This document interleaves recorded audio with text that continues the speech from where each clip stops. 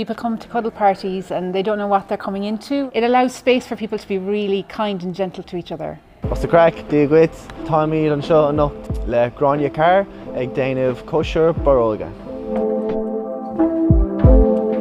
Tá tanam áit cínte agus ceard le ní a céiríonn le daoine chun is tuireann fearsanta a phelim agus a chur I bhain.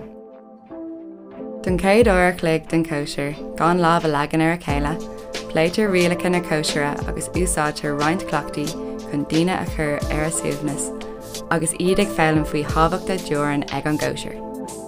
Is átain sco chun nasc cothuil a áil ó Gráinne gan aon aim fully uatha.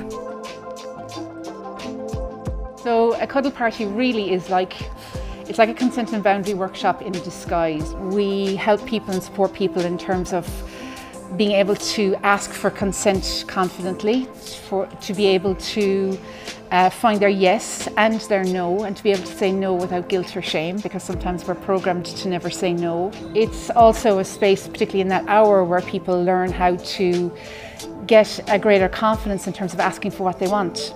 Tá Gráinne tar éis gachúir a bhíonú, agus inis táimid chun túiseach chur leis an dreaghlá. Cáisteach. Anseo chuirtú a gcuimhne duit gur duine leathú ach go bhfuil tuireann agus, go bhfuil sé de ceart agat díoltú, go bhfuil sé de ceart agat duine sinna athhrú. Bhaim súb as mo winning sa díoltú gan contact. Bíonn sé átar dús ach gan bhfuil bíonn sé álín agus slánítear den winning I gcináltas an duine déine. Beidir nach mé uit ach si drimle duine agus an dain a phlé, seans go mé suthracht drima uit. Tá fearr béime ar thoiliú is áit deasaí chun dispáras féin a smachtú, faoi mar atá gach duine eile ag smachtú a gin féin leis. Tá go leor le felim agus is áit spríúil I. Tá sé críocne, so inis táimid chun labhairt le cúpa duine faoi nithe.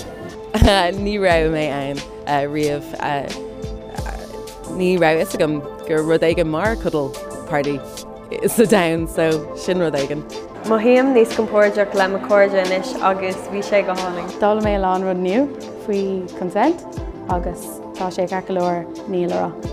Ceapan an rud is fearr, ná na smaointí a churann sí le daoine agus tásúlagam gur taon people am with agus bína caint faoi.